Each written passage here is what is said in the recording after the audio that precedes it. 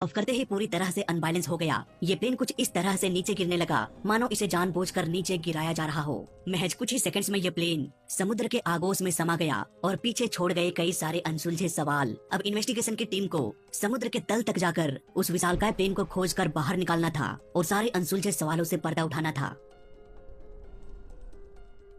1 जनवरी 1978 Santa cruise airport Bombay. इस airport को आज हम छत्रपति शिवाजी महाराज इंटरनेशनल एयरपोर्ट के नाम से जानते हैं, वहीं बॉम्बे को मुंबई के नाम से जाना जाता है। एयर इंडिया का एक विशालकाय विमान बोइंग 747 इसी एयरपोर्ट से उड़ान भरने वाला था। इस प्लेन में 190 पैसेंजर्स और 23 क्रू मेंबर सवार थे। प्लेन को 51 वर्षीय कैप्टन मदन लाल, 43 वर्षीय फर्स्ट ऑफिसर इंदु और 53 वर्षीय फ्लाइट इंजीनियर अल्फ्रेडो उड़ाने वाले थे। ये सारे के सारे काफी एक्सपीरियंस पायलट थे।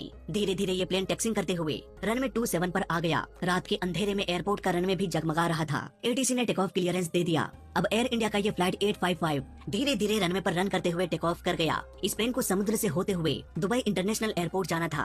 एटीसी भी लगातार प्लेन को गाइड कर रहे थे। प्लेन धीरे धीरे अपने एल्टीट्यूड को गेन करने लगा। कैप्टन ने प्लेन को थोड़ा सा राइट की ओर मोड़ दिया ताकि ये प्लेन दुबई की ओर मुड़ जाए। इसके बाद वापस से ये प्लेन नॉर्मल पोजीशन में आ गया।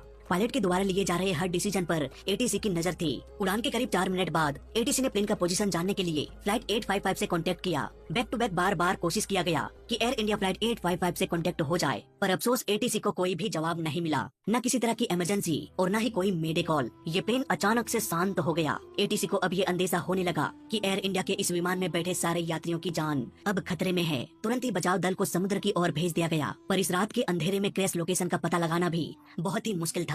ऊपर से रेस्क्यू टीम के पास प्लेन क्रैश के लोकेशन का भी पता नहीं था। घटना की अगली सुबह क्रैश साइट को खोज निकाला गया। इस विशालकाय एयर इंडिया फ्लाइट 855 के टुकड़े टुकड़े हो चुके थे। किसी की भी बचने की कोई भी उम्मीद नजर नहीं आ रही थी। प्लेन में बैठे सभी 213 लोग समुद्र की गहराई में खामोश हो गए। जल्द ही इन्वेस्टिगेशन की टीम घटना स्थल पर पहुंच गई।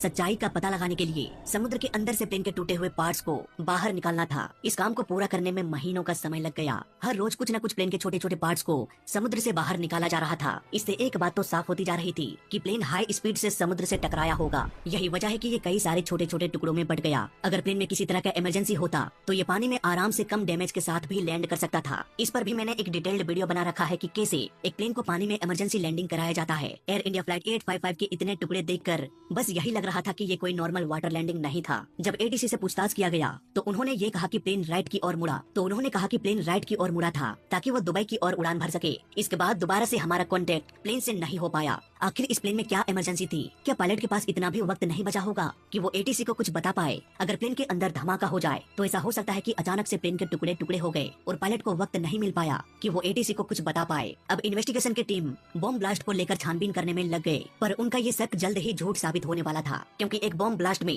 भीषण आग लगती है, जबकि एयर इंडिया फ्लाइट 855 के मलबे की जांच करने के बाद आग लगने का कोई भी सबूत नहीं मिला। इसीलिए यहाँ पर ये बॉम्ब ब्लास्ट का थ्योरी भी फेल हो गया। फ्लाइट 855 के साथ आखिर क्या हुआ, इसका पता लगाने के लिए ब्लैक बॉक्स के रिपोर्ट का आना जरूरी हो गया। कुछ ही दिनों के इंतजार के बाद कॉकपिट वॉइस रिकॉर्डर का ऑडियो आ गया। इस रिकॉर्डिंग में एक बहुत बड़ा सबूत हाथ लगा। प्लेन के टेक ऑफ के करीब 2 मिनट बाद ये राइट की ओर मुड़ गया ताकि वो दुबई की ओर जा सके। इसके कुछ ही सेकंड्स बाद ही कैप्टन का आवाज रिकॉर्ड हुआ। वो कह रहे थे कि प्लेन के इंस्ट्रूमेंट को आखिर क्या हो गया। मेरा एल्टीट्यूड इंडिकेटर ये दिखा रहा है कि प्लेन राइट की ओर झुक गया है। वही फर्स्ट ऑफिसर ने जवाब देते हुए कहा कि सर, मेरा भी इंडिकेटर ये दिखा रहा है कि हमारा प्लेन झुक रहा है। उधर पीछे फ्लाइट इंजीनियर की आवाज आ रही थी कि उधर मत जाना, उधर मत जाना। बस इसके बाद रिकॉर्डिंग बंद हो गया। इस रिकॉर्डिंग को सुनने के बाद ये तो साबित हो गया कि प्लेन के एल्टीट्यूड इंडिकेटर में ही कुछ खराबी थी, इसलिए इस प्लेन के साथ हादसा हुआ। लेकिन इन्वेस्टिगेटर्स का दिमाग तब चकरा गया जब उन्होंने क्रैश साइट को एक बार फिर से परखा। एयर इंडिया कुछ इस तरह से समुद्र के ऊपर से उड़ रहा था। कॉकपिट वॉइस रिकॉर्डर के अनुसार पायलट प्लेन को राइट की ओर मोड़ रहे थे। इट मींस इस प्लेन को अपने रास्ते से राइट साइड की ओर ही कहीं क्रैश होना चाहिए था, लेकिन ऐसा हुआ नहीं। प्लेन लेफ्ट साइड नहीं बल्कि राइट साइड में क्रैश हुआ। इन्वेस्टिगेशन की टीम इस केस को सुलझाते सुलझाते और भी उलझते जा रहे थे। इस उलझन से अगर कोई बचा पाता तो वो था फ्लाइट डाटा रिकॉर्डर, यानी कि एफडीआर। ये एफडीआर प्लेन के हर एक मूवमेंट को रिकॉर्ड करता है। प्लेन कितना डिग्री मुड़ रहा है, प्लेन को मोड़ने के लिए कौन कौन से कंट्रोल्स का इस्तेमाल किया गया, सब कुछ फ्लाइट डाटा रिकॉर्डर रिकॉर्ड कर लेता है। और यही रिकॉर्डिंग इन्वेस्टिगेटर्स की उलझन को सुलझा सकता था। जब एफडीआर का रिपोर्ट सामने आया तो पूरी की पूरी कहानी ही पलट गई। दरअसल इस प्लेन में प्रॉब्लम तब शुरू हुआ जब इस प्लेन को थोड़ा सा राइट की ओर मोड़ा गया ताकि इस प्लेन का डायरेक्शन दुबई की ओर हो जाए। इसके बाद मजे से ये प्लेन दुबई की ओर उड़ान भरने लगा, लेकिन कैप्टन के साइड का एल्टीट्यूड इंडिकेटर गलत रीडिंग बताने लगा। ये प्लेन नॉर्मली ही उड़ रहा था, लेकिन कैप्टन के साइड का एल्टीट्यूड इंडिकेटर ये बता रहा था कि प्लेन अब राइट की ओर मुड़ चुका है। इसलिए तो कैप्टन ने कहा कि इस इंस्ट्रूमेंट को क्या हो गया है। ये कहते हुए कैप्टन ने प्लेन को लेफ्ट की ओर मोड़ दिया ताकि ये प्लेन सीधा हो सके, लेकिन प्लेन का इंडिकेटर अब भी राइट की ओर के झुकाव को ही दिखा रहा था। कैप्टन ने कंफर्मेशन के लिए फर्स्ट ऑफिसर से पूछा कि अपने एल्टीट्यूड इंडिकेटर के बारे में बताओ। फर्स्ट ऑफिसर ने जवाब देते हुए कहा कि हाँ सर, प्लेन झुक रहा है। दोस्तों, यहाँ पर फर्स्ट ऑफिसर ने बहुत बड़ी गलती कर दी। उन्होंने कह तो दिया कि प्लेन झुक रहा है, लेकिन उन्होंने ये नहीं कहा कि किस डायरेक्शन में झुक रहा है।